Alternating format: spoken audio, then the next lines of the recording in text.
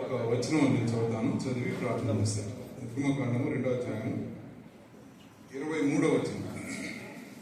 సరే, 25 వరకు చదువుదాం. 23, 24, 25. ఆలోచన అనేక దినములు జరిగిన మీదట ఐగుప్తు రాజు చనిపోయాడు. ఇశ్రాయేలీయులు తాము చేయుచున్న వెట్టి పనులను బట్టి నిట్టూర్పులు విడుచుచు మొర్రపెట్టుచుండగా, తమ వెట్టి పనులను బట్టి వారు పెట్టిన మొర దేవుని యొద్దకు చేరింది. కాగా దేవుడు వారి మూలుగును విని అబ్రహాము, ఇస్సాకు, యాకోబులతో తాను చేసిన నిబంధనను జ్ఞాపకం చేసుకుని దేవుడు ఇశ్రాయేలీయులను చూచెను. దేవుడు వారి యందు క్షమించును. ప్రార్థన చేసుకున్నాము. పరిశుద్ధమైన తండ్రి, నీకు వందనాలు స్వామి, స్తోత్రాలు. మరోసారి నీ వాక్యాన్ని మేమంతా కలిసి ధ్యానం చేస్తుండగా కొత్త ఆలోచనలు, కొత్త తలంపులు హృదయంలో ఇంతవరకు దాగి ఉన్న అనేకమైన విషయాలు మీరు మాకు బయలుపరచవలసిందిగా మేము ప్రార్థిస్తున్నాం స్వామి. పరిశుద్ధమైన తండ్రి, జ్ఞానము, బుద్ధి లేకపోతే తెలివితేటలు మాకైతేమీ లేవు, కానీ కేవలము మీరిచ్చిన జ్ఞానంతో ప్రభావ మా శక్తి మేరకు ఈ వాక్యానికి మేము బతులమై ఉండడానికి, ఈ వాక్యాన్ని సరిగా వ్యాఖ్యానం చేయడానికి మీరు మాకు సహాయం చేయండి. వందనాలు, స్తోత్రాలు చెల్లిస్తున్నాం. ప్రభువానికి మహిమ, ఘనత మేము ఆరోపిస్తున్నాం. క్రీస్తు పేరు ప్రార్థించి వేడుకుంటున్నాం తండ్రి. ఒక ప్రజల విడుదల ఎట్లా జరుగుతుంది? అమెరికా దేశంలో, అమెరికా అంటే యుఎస్ఏలో బ్లాక్స్ ఉన్నారు కదా, బ్లాక్ పీపుల్. వాళ్ళు ఒకప్పుడు బానిసలుగా ఉండేవాడు. ఐరోపా ఖండం అంతా కూడా బానిసలుగా ఉండేవాడు. దేవుడు జాన్ న్యూటన్ అనే భక్తుడిని, తర్వాత విలియం విల్బర్ ఫోర్స్ అనే భక్తుడిని ఇంగ్లాండ్ దేశంలో లేపి వాళ్ళు చాలా పోరాటం చేశారు. ఏంటా పోరాటం? నల్లవారు, బ్లాక్ పీపుల్ స్లేవ్స్ గా, స్లేవ్ ట్రేడింగ్ అంటే బానిసల వ్యాపారం జరగడానికి వీల్లేదు అని పోరాటం చేశారు. ఆ పోరాటం చేసి మొత్తం అసలు నల్ల జాతులంతా కూడా ఎక్కడి నుంచి, కరేబియన్ ఐలాండ్స్ అంటే కదా, వెస్ట్ ఇండీస్ అని మనం చెప్తాం, క్రికెట్ టీం వెస్ట్ ఇండీస్ ఉంది కదా, ఆ దీవుల నుంచి, తర్వాత ఆఫ్రికా నుంచి వీళ్ళని వేటాడి పట్టుకుని వాళ్ళు తీసుకొచ్చి జంతువులాగా మార్కెట్ లో అమ్మేసేవాళ్ళు. బానిసల వ్యాపారం. వాళ్ళు ఇంకా ఏం చెప్పేవాళ్ళు అంటే, ఇది మరి క్రూరత్వం కదా అంటే, క్రూరత్వం కానే కాదు, తీతుకు అనేవాడికి కూడా ఒనేసిమస్ అనే బానిస ఉండేవాడు కదా, ఆ బానిస సిద్ధాంతాన్ని, ఆ బానిస వ్యవహారాన్ని పౌరులు కూడా అన్యాపదేశంగా ప్రోత్సహించాడు కదా అని చెప్పేవాడు. బైబిల్ సరిగ్గా అర్థం చేసుకోలేక సరైన మనసు బైబిల్ మీద, బైబిల్ వాక్యాల మీద పెట్టకుండా వాళ్ళు ఈ విధంగా వాగ్వాదం చేసేవాడు. విలియం విల్బర్ ఫోర్స్ అనేవాడు బ్రిటిష్ పార్లమెంట్ లో ఎంపీగా ఉంటూ చాలా భయంకరమైన పోరాటం చేశాడు. అతనికి కొంతమంది, నేను చెప్పాను జాన్ న్యూటన్ అని, ఇట్లాంటి భక్తులు కొంతమంది అతనికి సహాయం చేశారు. దాని కోర ఏమైందంటే, ముందు బానిస వ్యాపారాన్ని నిషేధించారు. తర్వాత ఇంగ్లాండ్ దేశంలో వచ్చిన మరొక విప్లవం కారణంగా ఈ సామాజిక పరమైన విప్లవాలు ఎక్కడొచ్చినా కూడా అవి ఐరోపా ఖండంలోనే వస్తాయి. ముందు ఇంగ్లాండ్ లోనే వస్తాయి, ఫ్రాన్స్ లోనే వస్తాయి. మన దేశంలో సామాజిక విప్లవాలు రావు. అనేక మంది సంస్కర్తలు వస్తారు, సంస్కర్తలు పోతారు, కానీ ఈ సంస్కర్తలు మన దేశంలో ఏం చేశారంటే, ఒక సమస్య ఉంటే సమస్య రూపాన్ని మార్చేసి వెళ్ళిపోయారు. ఆ సమస్య రూపం మారి అదే సమస్య మళ్ళీ మన కళ్ళ ముందుకు వచ్చినప్పుడు మనకు అర్థమవుతుంది ఏం జరిగింది సంస్కరణ అని. ఉదాహరణకి కన్యాశుల్కం అని ఉండేది. చిన్న పిల్లలకి ముసలితో పెళ్లి చేసేవాడు. కన్యాశుల్కం. తండ్రులు ఏం చేసేవాళ్ళు, తల్లిదండ్రులు, మా అమ్మాయి ఉంది 5 ఏళ్ళు 6 ఏళ్ళు, ఇంకా పెద్ద మనిషి అవ్వలేదు, మీరు పెళ్లి చేసుకుంటారంటే ముసలి వాళ్ళు, భార్య లేని వాళ్ళు పెళ్లి చేసుకున్నారు. పెళ్లి చేసుకున్నప్పుడు తల్లిదండ్రులకు చెల్లించాల్సిన ఆ కట్నాన్ని, అంటే ఎదురు కట్నం అంటారు సరే, దాన్ని కన్యాశుల్కం అంటారు. 1000 రూపాయలు 2000 ఇచ్చేస్తే ఈ భయంకరమైన ఈ దురాచారం, భయంకరమైన విషయం కోసం చాలా మంది సంస్కర్తలు పోరాటం చేశారు. మన రాష్ట్రంలోనే వీరేశలింగం పంతులు ఇట్లాంటి వాళ్ళు, గురజాడ అప్పారావు, మీరు కన్యాశుల్కం అని చెప్పి నాటకం ఉంటుంది, గురజాడ అప్పారావు రాసింది, అది మీరు చదవాలి. బైబిల్ చదవండి, బైబిల్ ఎక్కువ చదవండి. అప్పుడప్పుడు ఇట్లాంటి చదివినప్పుడు మనకు అర్థమవుతుంది మన సమాజం ఎంత క్రూరాతి క్రూరమైన సమాజం. అది పోయింది, కన్యాశుల్కం అనేది లేదు ఇప్పుడు. దాని స్థానంలో ఏమొచ్చింది, వరకట్నం వచ్చింది. అర్థమవుతుందా? వరకట్నం మూలంగా ఇంకా ఎక్కువ నష్టం జరుగుతాం.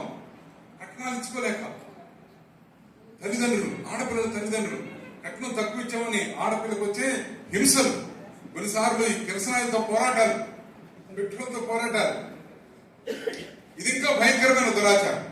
ఈ ఒక దురాచారం పోయి ఇంకో దురాచారం రావడమే సంస్కరణ. కానీ పాశ్చాత్య దేశాలు అట్లా లేదు. ఈ బానిస ఇది పోయిందా, మొత్తం బానిసలంతా విడుదల పొందారా, విమోచన వచ్చిందా, డెలివరెన్స్ ఆఫ్ స్లేవ్స్. అది వచ్చిన తర్వాత అమెరికా దేశంలో కూడా ఈ బానిస వ్యాపారాన్ని ముందుగా నిషేధించారు. తర్వాత బానిసలను ఇళ్లలో పెట్టుకోవడానికి కూడా నిషేధించారు. మీరు ఇళ్లలో ఉంచుకున్నారా పనివాడుగా, వెరీ గుడ్, వాళ్ళకి జీతం ఇవ్వండి, బానిసలుగా చూడవద్దు, వాళ్ళని ఉద్యోగులుగా చూడండి అని చట్టాలు వచ్చినాయి.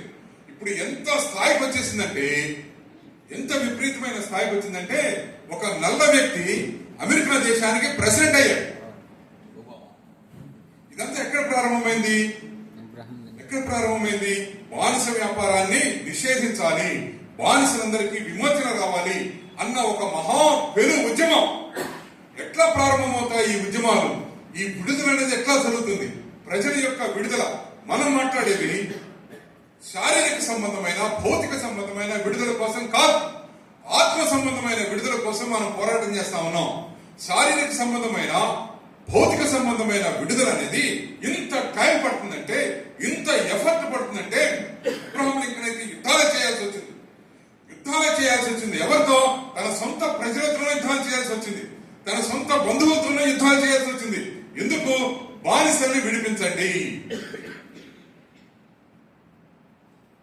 భౌతిక సంబంధమైన విడుదల కోసమే ఇంత పోరాటాలు జరిగితే, ఆత్మ సంబంధమైన విడుదల కొరకు ఇంకెన్ని పోరాటం, ఎంత బలమైన పోరాటం, ఎంత చిత్తశుద్ధితో, ఎంత నిజాయితీతో, ఎంత వేదనతో జరగాల్సింది. మొత్తం హ్యూమన్ హిస్టరీలో, అంటే మానవ చరిత్రలో అత్యంత ప్రధానమైన విడుదల అదేంటంటే, వాడు ఏం చెప్తారంటే, అత్యంత ప్రధానమైన విడుదల, విమోచన, ఎస్కేప్ పోవటం అనేది మోషే కాలంలో జరిగిందని చెప్తారు. మోషే కాలంలో ఏం జరిగింది? ఇశ్రాయేలీయుల్ని దేవుడు ఐగుప్తుల నుంచి విడిపించాడు. ఇది ఒక పెద్ద మనందరికీ తెలిసిన నేపథ్యమే. ఈ నేపథ్యం అంటే మళ్ళీ మనం వెనక్కి అబ్రహాం దగ్గరికి వెళ్ళాలి. అబ్రహాంతో దేవుడు నిబంధన చేసుకున్నాడు. దేవుడు తన నిబంధనకి కట్టుబడి ఇశ్రాయేలీయుల్ని ఐగుప్తు నుంచి తిరిగి కనాను తీసుకెళ్లాలి. ఇది నిబంధన. కనానికి వెళ్ళిన తర్వాత కనాను వాళ్ళు స్వతంత్రించుకుని, వాళ్ళు పిల్లల్ని కని చిట్టు చివరిగా యేసు ప్రభు అనే వాడు ఆ పిల్లల్లో వచ్చి, ఆ యేసు ప్రభు అనే వ్యక్తి మొత్తాన్ని, ప్రపంచంలో వాళ్ళందరినీ కూడా దేవుని రాజ్య వారసులుగా, తండ్రికి దత్తపుత్రులుగా చేయాలి. ఇది ప్లాన్. ఆ విధంగా మొత్తం ప్రపంచమంతటా విడుదల జరగాలి, పాపము నుంచి, శాపము నుంచి విడుదల జరగాలి. ఇది దేవుని యొక్క చిత్తం, దేవుని యొక్క ప్లాన్, దేవుడు మానవాళితో చేసిన నిబంధన. ఈ నిబంధన నెరవేరే టైం వచ్చింది. ఒక విడుదల, విమోచన కార్యం జరగాలంటే ప్రాముఖ్యంగా 3 అంశాలను మనం మనసులో పెట్టుకోవాలి. ఈ 3 అంశాలు లేకుండా విడుదల అనేది జరగదు.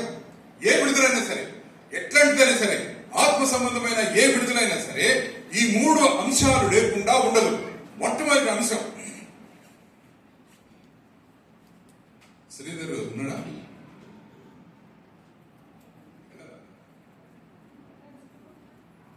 శ్రీధర్కి పూర్వజనుల కోరిక మేరకు శ్రీధర్ అందరూ కలిసి చాలా గట్టిగా ఏం రిక్వెస్ట్ చేశారంటే, ఏం చేసుంటారు చెప్పండి,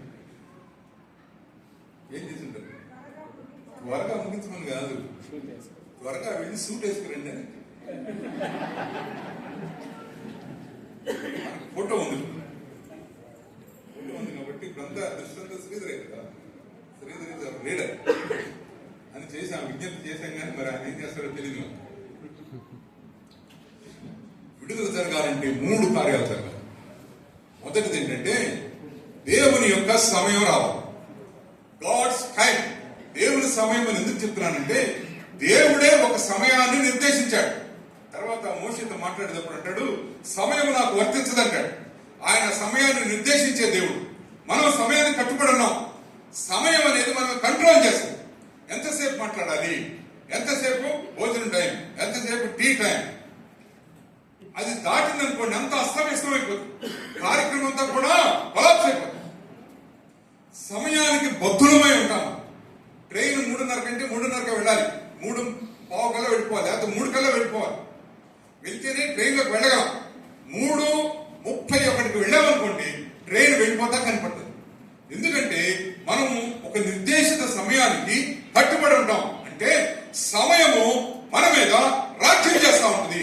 దీన్ని ఎవడు తప్పించుకోలేడు. ఈ భూమి మీద ఉన్నవాడు ఎవడు తప్పించుకోలేడు. సమయాన్ని నిర్దేశించేది ఎవరు?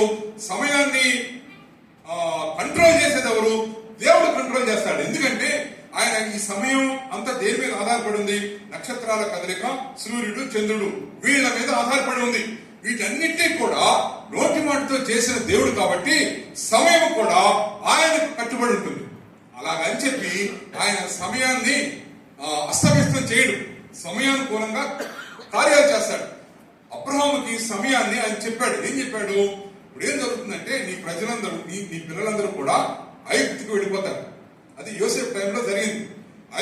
ఐగుప్తుకు వెళ్ళిపోయిన తర్వాత 400 సంవత్సరాలు ఐగుప్తులో వాళ్ళు ఉంటారు. అప్పుడు ఏం జరుగుతుంది? ఐగుప్తు అనేది తమది కాని దేశానికి వెళ్తారు. అక్కడ వాళ్ళు చాలా శ్రమలు పడతారు.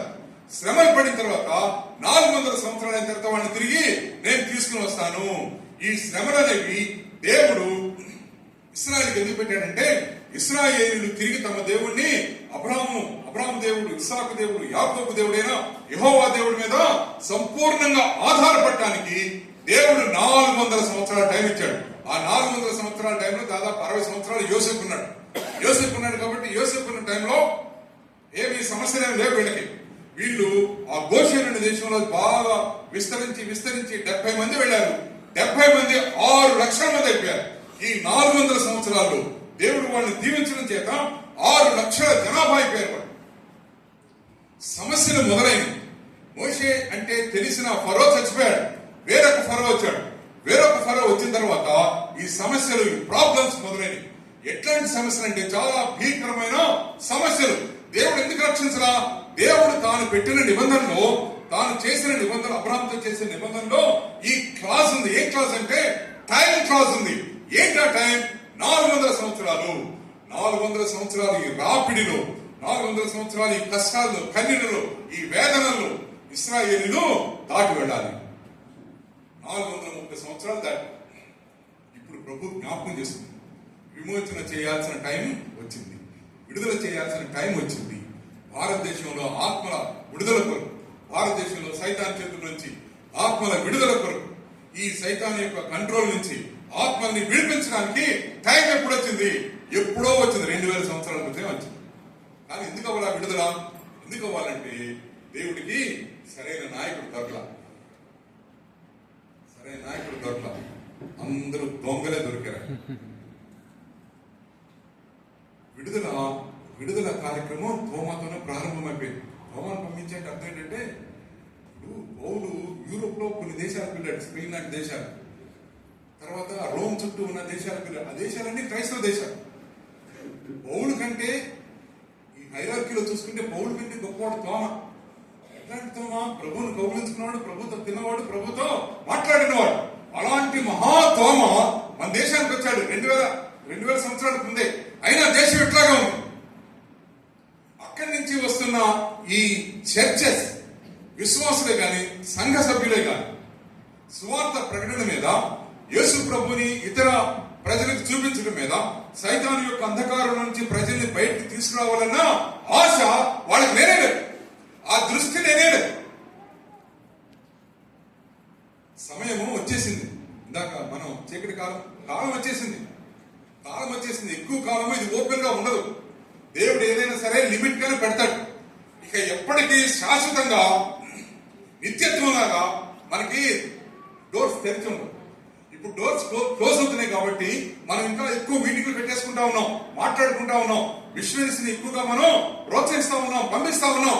త్వరగా ఈ డోర్స్ క్లోజ్ అవ్వడానికి ముందే మనం వెళ్ళి సువార్త సేవ చేయాలి. తేలిగ్గా ఉన్నప్పుడే సువార్త సేవ చేయాలి. ఈ విడుదల కార్యాన్ని ప్రకటన చేయాలి. విడుదల జరగాలంటే ప్రధానంగా జరగాల్సింది దేవుని సమయం రావాలి. దేవుడు సమయాన్ని చూసుకుంటాడు. కాలము పరిపూర్ణమైనప్పుడు దేవుడు తన ఏకైక కుమారుణ్ణి ఈ లోకానికి పంపించాడు. ఇది ఎక్కడుంది? గలతీ 4:4. ఆయన ప్రభువుని లోకానికి పంపించడానికి కూడా ఒక సమయం చూసుకున్నాడు. ఆ సమయానికి, ఆ సమయంలో విమోచన కార్యం జరగాలి. ఆ సమయం ఇప్పుడు వచ్చేసింది. నిర్గమకాండంలో మొత్తం ఇశ్రాయేలు అంతా కూడా విమోచించబడాల్సిన, వాళ్ళు వదిలించుకుని వెళ్లాల్సిన, ఐగుప్తుని వదిలించుకుని వెళ్లాల్సిన టైం వచ్చేసింది. ఆయన దిగి వచ్చాడు. ఆయన తన నిబంధనని జ్ఞాపకం చేసుకున్నాడు. దేవుడు వారి మూలుగులు విని అబ్రహాము, ఇస్సాకు, యాకోబులతో తాను చేసిన నిబంధనని జ్ఞాపకం చేసుకున్నాడు. మొదటి అంశము, దేవుని టైం రావాలి. కానీ మనకి టైం వస్తుంది చూడకండి, టైం వచ్చేసింది, ఆల్రెడీ వచ్చేసింది, పోతుంది కూడా, టైం పోతుంది, మొత్తం పూర్తిగా పోయాము. అప్పుడే స్వార్థ ప్రకటన. మా ఆవిడ పేరు జ్యోత్స్నాదేవి. ఆవిడ పిన్ని కూతురు జ్యోతికి క్యాన్సర్ వచ్చింది. ఆ పిల్ల పెళ్లి మేమే చేశాం. ఆ అబ్బాయి రవీంద్ర భారతి ఉంది కదా, రవీంద్ర భారతి తెలుసా? హైదరాబాద్ లో రవీంద్ర భారతిలో పెద్ద క్యాంటీన్ ఉంది. ఆ క్యాంటీన్ నడిపిస్తాడు అతని ఓనర్. అబ్బాయికి పెళ్లి చేశాడు కాబట్టి హైదరాబాద్ లో ఉండే, మేము కూడా హైదరాబాద్ లో పనిచేస్తాం. క్యాన్సర్ వచ్చిందని తెలిసినప్పుడు చూడడానికి వెళ్ళి అమ్మ బాగున్నావు జ్యోతి అది ఇది చెప్పి ప్రార్థన చేసి వచ్చేసాం. సీరియస్ అయ్యి గొంతు క్యాన్సర్ సీరియస్ అయ్యి చాలా సీరియస్ గా ఉంది, కానీ ఇక్కడ ఉంది హైదరాబాద్ లో. వాళ్ళని ఫోన్ చేసి చెప్పాడు, సరే వెళ్ళాలి, మావిడ ఉంది, రక్షణ పొందలేదు జ్యోతి, ఈసారి సుమారు చెప్పిరా అన్న. చెప్తాను కానీ నువ్వు కూడా రా అన్న. ఆవిడ కూడా వచ్చింది. నాకు ధైర్యం చాలా సుమారు చెప్పు. అందుకే ఆఫీస్లో పనిచేస్తే నోయల్ శర్మ అని ఇంకొక సహోదరు, అయ్యా నువ్వు రా నాతో, నా జ్యోతి కొంచెం విశ్వరూప్ గురించి మాట్లాడు, చెప్తాను నా వస్తానన్నా. అక్కడికి వెళ్ళిన తర్వాత ఆ సన్నివేశం అంతా చాలా డిఫరెంట్ గా ఉంది, చాలా భయానకమైన సన్నివేశం. వాళ్ళకి ఒక పాప ఉంది, ఆ పాపకు ఫీడ్ చేస్తా ఉంది. మధ్యలో నేను ఫీడింగ్కి వెళ్తున్నాను, లోపలికి వెళ్ళి ఏం ఫీడింగ్ అని నేను కూడా లోపలికి వెళ్ళాను. ఆమెకి ఫీడింగ్ ఈ పొట్టలో ఒక రంధ్రం చేశారు. ఆవిడ పొట్టలో రంధ్రం చేసి జావా గరాట్ పెట్టి గరాట్లో పోసుకుంటాం. చాలా అసలు చక్కగా ఉంటుంది అమ్మాయి, చక్కగా ఉంటుంది. సరే బయటకు వచ్చిన తర్వాత ఏడుపు వస్తుంది, దుఃఖం వస్తుంది.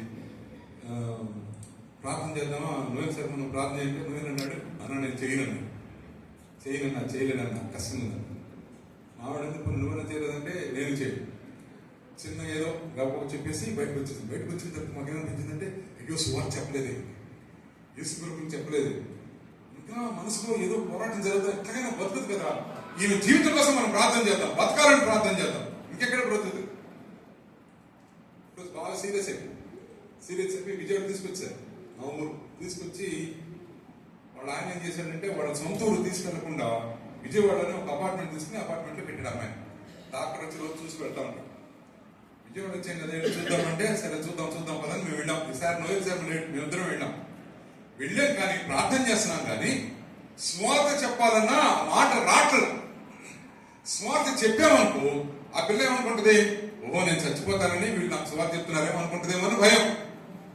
అమ్మా యేసుప్రభుని అనుకుంటే నువ్వు పరలోకానికి వెళ్తావంటే అంత బాధపడే అమ్మాయికి ఎట్లా ఉంటుంది, ఆ సంకోచము మనసు అట్లా ఉండిపోయింది. సరే నేనన్నాను, ఈసారి వస్తాం కదా అప్పుడు ఖచ్చితంగా స్వార్థ చేద్దాం అని మేమందరం మేము మాట్లాడుకుని ఇంటికి వచ్చేస్తాం. ఇంట్లో చిన్న ప్రేయర్ మీటింగ్ జరుగుతాం. అసలు ఆ ప్రేయర్ మీటింగ్ కోసం విజయవాడ వెళ్ళాము. ప్రేయర్ మీటింగ్ జరుగుతుంటే న్యూస్ వచ్చింది, అమ్మాయిని ఎన్ఆర్ఐ హాస్పిటల్ తీసుకెళ్లారు సీరియస్ గా. ఇంకా మేము అనుకుని ఇది ఆఖరు, వాళ్ళ ఆయన చెప్పాడు, అంకుల్ ఇది చివరి ఘట్టం, మీరు చూడాలంటే వెంటనే. బాబా ప్రేయర్ ముగించిన తర్వాత వెళ్ళి స్కూటర్ అయితే తీస్తా ఉంటే మళ్ళీ ఫోన్ వచ్చింది, చచ్చిపోయింది.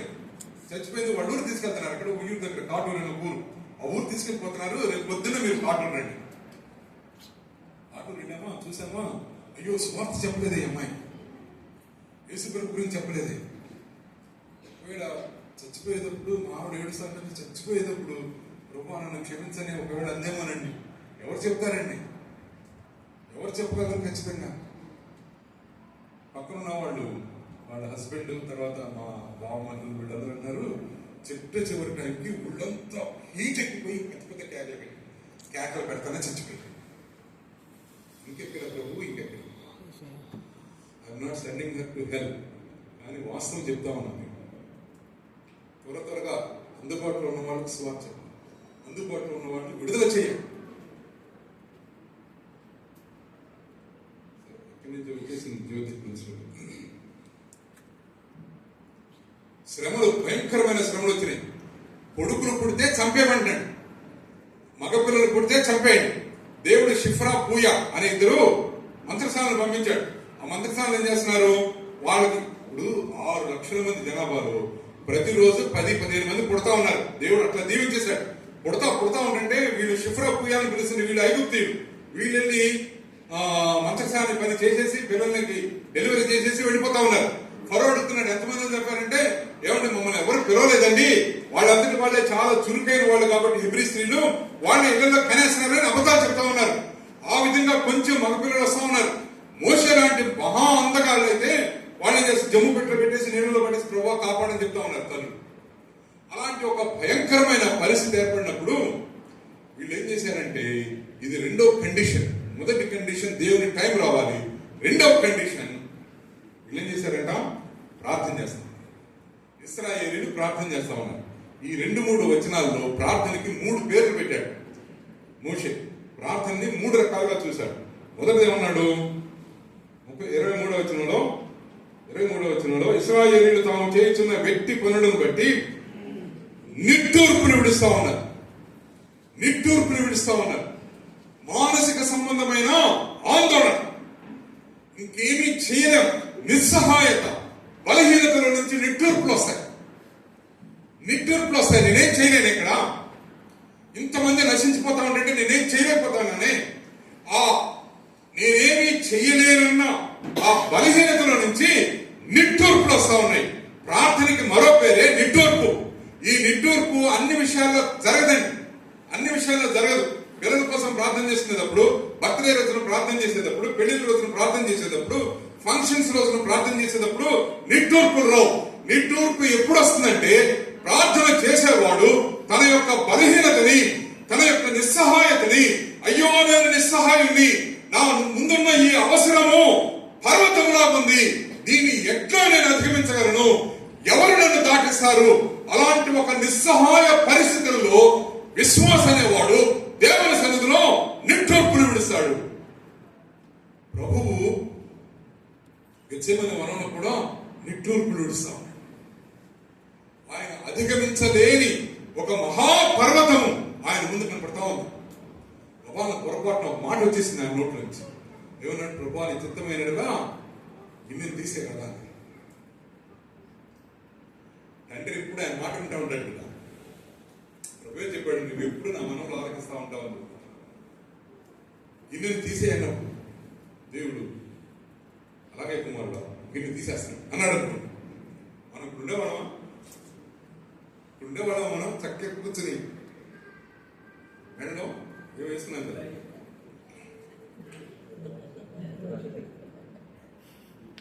నిన్న గేట్ దగ్గర ఆయన నన్ను పట్టుకున్నాడు, పెట్టడానికి వీలేదు. అప్పుడు ట్రైన్కి డైరెక్ట్ వచ్చాను కదా, కొంచెం పిచ్చి కట్టున్నా. నన్ను పిలిచారయ్యా వెళ్ళాలంటే, ఎవరు పిలిచారో ఫోన్ చేయండి. నేను శ్రీధర్కి ఫోన్ చేశాను. ఈలోగా మనోడు నాన్నబాబు వచ్చాడు. అన్నాడు, బాబు నన్ను లోపల రానుకుంటే అన్నాడు, ఈయనకి బ్యాటరీ ఉంటే లోపలికి వెళ్ళిస్తాను. సరే అప్పుడు శ్రీధర్ వచ్చి ఫోన్ లోపలికి వచ్చాను. అందుకని ఇవాళ ఏం చేసి అప్పుడు వెంటనే బ్యాటరీ ఇచ్చారు కదా, బ్యాటరీ మనం వేసుకోం కదా, ఎందుకు వేసుకోమో మర్చిపోతాం. వేసుకోకూడదు కాదు, బ్యాటరీ వేసుకోవడం ఎప్పుడు మంచిదే.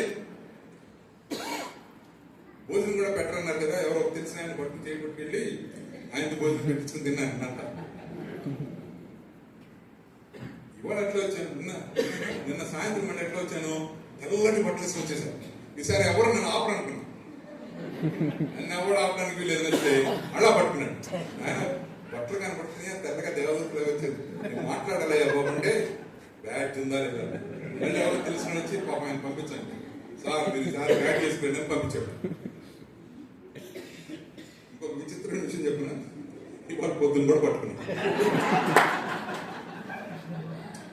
నాకు వీల్లేదు, అప్పుడు తెచ్చిపోయాను. కొంచెం నేను బయట నుంచి వచ్చాను, కొంచెం ప్రాధాన్యత ఉన్న వ్యక్తి తెలిసినాను.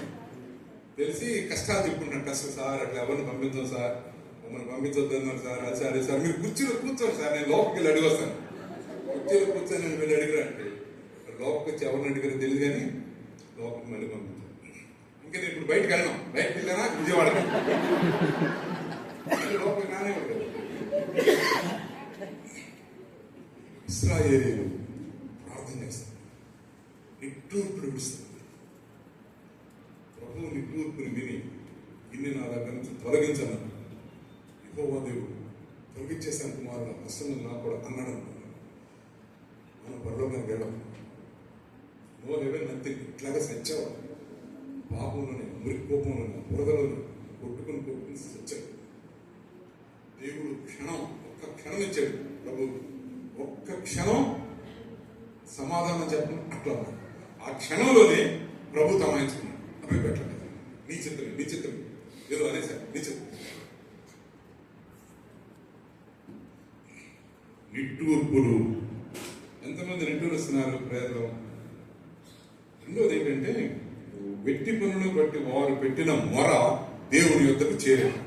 మన ప్రార్థన దేవుని దగ్గరికి ఎందుకంటే మీరు ఏదో అనుకున్నారు, ప్రార్థన చేస్తే జరగట్లేదండి. అది జరగాల్సినవి జరుగుతూ ఉన్నాయి. హాస్పిటల్లో పెట్టామనుకోండి, మంచి కార్పొరేట్ హాస్పిటల్లో పెట్టి లక్షలు కట్టామనుకోండి, రోగులు బాగా స్వస్థపడిపోయారు, స్వస్థత అయిపోయింది, ఆపరేషన్ సక్సెస్ అయిపోయింది, ఇంటికి వచ్చారు. ఇంటికి వచ్చేటప్పుడు మనం ఏమన్నాం, మా దేవుడు చేశాడు, మేము ఎంతో ప్రార్థన చేస్తాం, మా భాష కాదు డాక్టర్లు ఆపరేషన్ చేశారు. ఆపరేషన్ చేసి డాక్టర్లు ఆపరేషన్ చేసే ముందు వాళ్ళ ఇష్ట దైవాన్ని వాళ్ళు స్మరించుకుంటారు. పెద్ద ఆపరేషన్ అయితే వాళ్ళు వెళ్ళి వెంకటేశ్వర స్వామినో లక్ష్మీదేవినో ఎవరినో తెలిసి, అమ్మా నువ్వు సరిగ్గా మందులకి దేవుడు ఎవరు ఉన్నారా, వాళ్ళకి మెడిసిన్కి లేదు కదా, డబ్బులకైతే లక్ష్మి, ఎవరన్నా పొడవాలంటే శివుడు, అట్లా ఉన్నాయి కదా కొన్ని. అట్లా వాళ్ళు కూడా ప్రార్థన చేసుకుని వస్తారు. క్రిస్టియన్స్ అయితే మనసులో ప్రార్థన, ప్రభువా నాకు సహాయం చేయాలి చేసి చక్కగా ఆపరేట్ చేసి పంపిస్తాం. ఈ మొర అనేది మనకు రాదు చేయడం, మొర పెట్టడం. వాళ్ళు ఏం చేశారంటే, వెట్టి పనులు అంటే ఏంటంటే, ఈ ఇశ్రాయేలులో కాస్త బలంగా ఉండేవాళ్ళని మాకు 2 సిటీలు కట్టి పెట్టండి అని పంపిస్తారు. రామ్సేస్, పుతోన్ అని చెప్పి 2 పెద్ద నగరాలు ఎవరు కట్టారు? ఇశ్రాయేలే కట్టారు. పెద్ద బండరాళ్ళు, వాటిని మోసుకురావడం, కట్టడం. రామ్సేస్ అనే ఒక ఫరో, వాడి పేరు మీద రామ్సేస్ నగరం, పితోన్ అనే నగరం ఎవరితో కట్టించారంటే ఇశ్రాయేలుతోనే కట్టించారు. ప్రతి రోజు కూడా భయంకరమైన శ్రమ, చెమట, రక్తం. ఇంటికి వచ్చేసరికి హూనమైపోతా ఉన్నారు. తిండి సరిగ్గా పెడుతున్నారా లేదా తెలియదు. వాళ్ళు ఏమంటారంటే, ఇంకా నేను గడ్డెవను, ఇటుకలు మీరే తయారు చేసుకోండి అన్నాడు ఫరో. కష్టంగా ఉంటాయంటే ఇటుకలు మీరే తయారు చేసుకోండి, గడ్డివమో మట్టివమో ఏమి ఇవ్వము, అన్ని మీరే తయారు చేసుకుని మా కొరకు నగరం కట్టి పెట్టండి, లేకపోతే మీకు హింస తప్పదు. ఈ భయంకరమైన హింసలో మానసిక సంబంధమైన హింస, హృదయంలో నుంచి వచ్చే వేదన ఎట్లా వస్తుందంటే మొర్ర పెట్టేట్టుగా వస్తుంది. మొర్ర పెట్టడం, దేశం కొరకు, దేశం యొక్క విడుదల కొరకు మొర్ర పెట్టేవాళ్ళు ఉన్నారు అక్కడ. దేశం యొక్క విడుదల కొరకు కన్నీరు కార్చేవాళ్ళు ఉన్నారు అక్కడ. ప్రార్థన ఎంత తేలికైపోతా ఉంది, ప్రార్థన అనేది ఎంత తేలికైపోతా ఉంది. రోడ్డు మీద ఎంత ఉంటే వాల్ పోస్టులలో ప్రార్థన పండుగలు. తమాషానా, ప్రార్థన పండుగట్లేదు, మొర్ర పెట్టేది పండుగట్లేదు. క్రిస్మస్ పండుగ, న్యూ ఇయర్ పండుగ, ప్రార్థన పండుగట్లేదు. కథంతో వాదన పెట్టుకుంటే ఉపవాస ప్రార్థన పండుగలు పెట్టాను. నేను వాటికి నమస్కారం చేసి, నేను ఉపవాసం చేసినప్పుడు హృదయంలో భారం ఉండదు కదా, భారం ఉన్నప్పుడు పండుగ ఎక్కడి నుంచి వస్తుంది? పండుగ అంటే ఏంటి? బిర్యానీ చేసుకుని, కోడిని కోసుకుని 10 మంది నుంచి తినేది కదా పండుగ. అరిసెలు గారెలు చేసుకునేది కదా పండుగ. సంబరముగా చేసుకునేది కదా పండుగ. ప్రశ్నించండి. ప్రార్థనలో భారం లేకుండా, కన్నీరు లేకుండా, వేదన లేకుండా, మొరపెట్టడం లేకుండా, నిట్టూర్పు లేకుండా ఒక పండుగగా చేసుకునేది ప్రార్థన ఎట్లా అవుతుంది? ఎక్కడో మిస్ అయిపోయిందండి. మనకు అసలు కాన్సెప్టే మిస్ అయిపోయింది. ప్రార్థన అనే కాన్సెప్టే మిస్ అయింది. ఇప్పుడు అతను అన్నాడు, నేను వాదించాను చెప్పాను కదా, అయితే ఈసారి మేము కన్నీటి ప్రార్థన పండుగ పెడతాం. కన్నీటి పండుగ ప్రార్థన. క్రిస్మస్ ఎట్లా చేసుకుంటావు? సంతోషంగా చేసుకుంటాం. సంతోషంగా చేసుకునే ప్రార్థన క్రిస్మస్. కన్నీటి పండుగల ప్రార్థన. ఈ టీవీలో ప్రసంగాలు వచ్చాయి కదా, ప్రారంభ దినాల్లో ఎవరో ఒక ఫారినర్ వచ్చేవాడు, ఇంగ్లీష్ ఆయన, పేరు మర్చిపోయాను. వాళ్ళ ఆవిడ మలయాళి, ఆ పేరు ఏదో శారా ఏదో ఉంది, ఇక్కడ గుర్తుంటే గుర్తించుకోండి. కళ్ళు తెరిచి ప్రార్థన చేస్తూ ఉండేవాడు. అప్పుడు కొత్త టీవీలో ప్రసంగికులు రావడం అనేది అది బాగా ఎక్కువైపోయింది, అది వెగటైపోయింది, చేదైపోయింది. నేను చూడండి టీవీలో ప్రసంగాలు చూడకండి మీరు కూడా. అతను కళ్ళు తెరిచి Lord now we are going to pray for Asia అన్నాడు. ఆసియా ఖండం కొరకు మనం ప్రార్థన చేయకూడదు ఏదైతే చెప్పేవాడు. చెప్తే ఈ అమ్మాయి ఏమో తెలుగులో ట్రాన్స్లేట్ చేసేది, ఇద్దరు టీవీలో కనపడేవాడు నిండుగా. అతను ప్రార్థన చేసేవాడు, ప్రభువా నేను భూటాన్ దేశం కొరకు ప్రార్థన చేస్తాను. ఆవిడ English I'm praying for Bhutan, ఆవిడ భూటాన్ కొరకు నేను ప్రార్థన చేస్తాను, ట్రాన్స్లేట్ చేస్తాను అని కొంచెం ఆలోచించేవాడు. అంటే ఆ దేశాలు ఆసియా మన దేశాలు అతను తెలియదు సరిగ్గా ఆలోచించాలని I'm praying for Bangladesh, Bangladesh కోసం ప్రార్థన చేస్తాను. ప్రేయింగ్ ఫర్ ఇండియా, ఇండియా కోసం ప్రార్థన చేస్తాను. ప్రేయింగ్ ఫర్ పాకిస్తాన్, పాకిస్తాన్ కోసం ప్రార్థన. ఏమి నువ్వు చేసే ప్రార్థన? Is this prayer? ఇండియా అంటే ఏంటో తెలుసా నీకు? ఇండియా అంటే ప్రస్తుతం 150 కోట్ల జనాభా. ఇండియా అంటే ఇప్పుడు పొద్దున్న చెప్పినట్టు 4500కి పైగా ఉన్న జాతులు. ఒక్కొక్క జాతిలో అనేకమైన కష్టాలు, కన్నీళ్లు, అనేకమైన దురాచారాలు, ఎంతో భయంకరమైన అంధకారం. ఈ గ్రామాల్లో ఈ జాతుల మీద సైతాను భయంకరంగా రాజ్యం చేస్తా ఉన్నాడే. 60 లక్షలకు పైగా ఉన్న గ్రామాల్లో సైతాన్, 6 లక్షలకు పైగా ఉన్న గ్రామాల్లో సైతాన్ రాజ్యం చేస్తా ఉన్నాడే. భయంకరమైన ఆర్ఎస్ఎస్, విశ్వ హిందూ పరిషత్, బజరంగ ఇలాంటి సైనికులను తీసుకుని దేశాన్ని చిందరవందరం చేస్తా ఉన్నాడే సైతాను. నువ్వు ప్రభువా నేను భారతదేశం కోసం ప్రార్థన చేస్తున్నాను అంటే ఏమవుతుంది? టీవీలో టైం తప్పించి ఇంకేమీ జరగదు. ఎక్కడి నుంచి వస్తుంది ఈ భారం? ఎక్కడి నుంచి వస్తుంది ఈ వేదన? ఎక్కడి నుంచి వస్తుంది ఈ మొర? నువ్వున్న ఈ భయంకరమైన పరిస్థితి, ఈ భయంకరమైన దేశం, భయంకరమైన అలవాటు, ఇవి ఆకలింపు చేసుకున్నావా? హృదయంలోకి తీసుకున్నావా? చెలించిపోయావా? కనికరపడ్డావా? మిషనరీకి నిలబడి చెప్తా ఉన్నప్పుడు హృదయంలో కదలికి వచ్చిందా? ఆర్ద్రత జనించిందా? నీ హృదయంలో ఆర్ద్రత కలిగి హృదయంలో నిలువున నీరైపోయి ఓ ప్రభువా ఈ దేశాన్ని కాపాడని మొర్ర పెట్టావా? ఆ మొర్ర నీ హృదయంలో నుంచి రానిదే విడుదల జరగదు. 6 లక్షల మందిని విడుదల చేయడానికి ఎంత కావాల్సి వచ్చింది? 140 కోట్ల మందిని విడుదల చేయడానికి ఎంత ప్రార్థన కావాలి? ఎన్ని నిట్టూర్పులు విడవాలి? ఎంత మొరపెట్టాలి? ప్రార్థన అంటే ఎంత తేలిపోయింది. పండగలాగా పోలుస్తున్నాం, దాన్ని ఒక సంబరంలాగా చేసుకుంటున్నాం, ఒక మేడలాగా చేసుకుంటాం. ఉపవాస ప్రార్థన ఇంకా హీనమైపోయింది, ఇంకా వేళపడాలి ఉపవాస ప్రార్థన. సార్ మా ఫీల్డ్ ఉన్నప్పుడు నేను బడ్జెట్ పంపిస్తూ ఉంటాను కదా, అంటే దేనికి ఎంత ఖర్చు అవుతుందని పంపిస్తాను. పొరపాటున నేను కొత్తగా వెళ్ళిన టైం గుజరాత్ బడ్జెట్ పంపించాను. బడ్జెట్ పంపించే వాళ్ళు వెళ్ళగానే బడ్జెట్ వెళ్ళగానే చూడవాడు. తర్వాత మేము ఒక్కొక్క నీడ్ కొరకు మేము ఆ బడ్జెట్లో ఉన్న అంశాలను బట్టి హెడ్ క్వార్టర్స్ రాస్తాం. ఇదిగో బడ్జెట్లో ఉందండి, పలానా మీటింగ్ కొరకు మీరు డబ్బులు పంపించాం.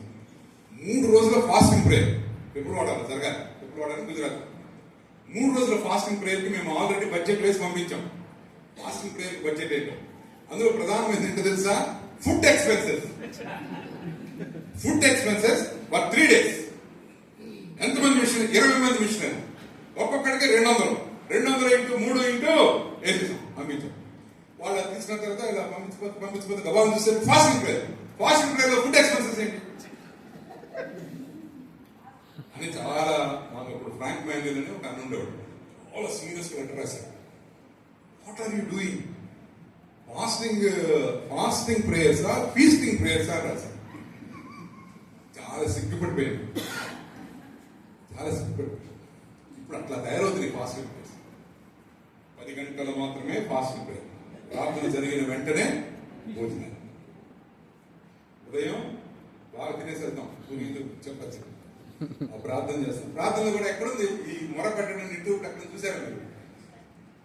మనకేంటంటే ఈ ప్రార్థన సెల్ఫ్ సెంటర్డ్ అయిపోయినాయి, చాలా లోపం. మన సొంత అవసరాల కోసం మనం ప్రార్థన చేయడం. ఎవడన్నా ఏడ్చాడంటే వాడి పరిస్థితి తలుచుకుని ఏడుస్తా ఉన్నాడు. అస్వస్థతగా ఉన్న భార్య సరిగ్గా చదవని పిల్లలు, ఇల్లు అప్పు ఇంకా తీరలేదు, స్కూటర్ కొన్నాడు అది మూలబడిపోయింది, ఆ సమస్య ఈ సమస్య, ఆ సమస్యలన్నీ తలుచుకుంటే గుండెల్లో నుంచి పెళ్ళుకు దుఃఖం వచ్చేస్తా ఉంది. దేవుడు పట్టించుకుంటాడా?